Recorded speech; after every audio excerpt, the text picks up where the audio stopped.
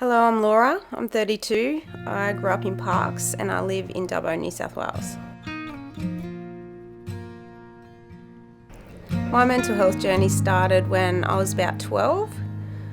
My parents separated when I was 12 and I lost my mum in a traumatic incident. I used to get real panicky, but I didn't actually understand that it was anxiety.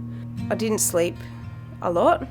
I used to pick a lot at my nails and they were always really sore and just nervous all the time, which never showed when I was around people because I was just such a friendly kind of person most of the time. It was just all internal. Highly depressed as well, lots of really dark thoughts. No hope for the future. No thoughts about what I want for myself for the future or anything like that. It was just surviving day by day, pretty much. I kind of felt like I was doomed to always be unhappy because that's all that I really ever felt. I actually didn't know what I was experiencing back then until I grew up and learnt more about PTSD, depression and anxiety. So yeah, I did struggle all my life, but until I actually realised what that was, that's when I started taking steps to overcome it. There wasn't actually a point where I saw that it was getting easier or anything like that until way down the track in my older years after I had my daughter. I kind of feel like she changed my life, helped me make some really positive changes. So my first experience in talking to someone professional about what was happening for me was a social worker. And that was really good, just to be able to share with someone just the stress that I was feeling at the time and that it was okay to feel what I was feeling. It felt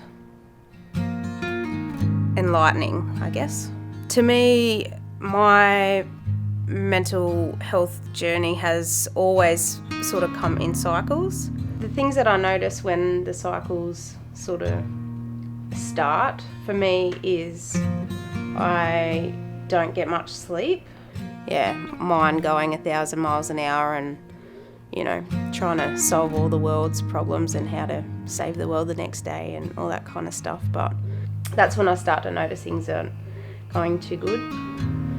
I self-medicate. I tend to do that when things aren't going so well. I miss sport.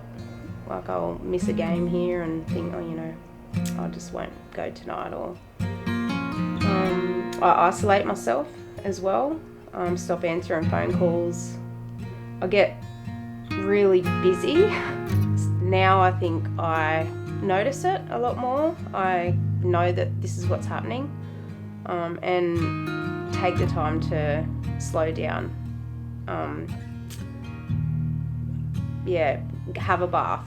Just stop and just go and have a bath, listen to music, or sit down, have a cup of tea, things like that. Have breakfast. Just little things like that. But once you start sort of bringing more of that self-nurture stuff into those cycles, that's when things change.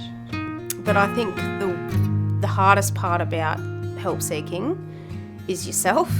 I need some help here. I need to ask for help, which I'm not very good at doing. Connecting with others definitely helps with the healing process. A huge changing point in your life is when you actually are aware and acknowledge and accept what you're feeling or what you've been through, and then and using that in a positive way.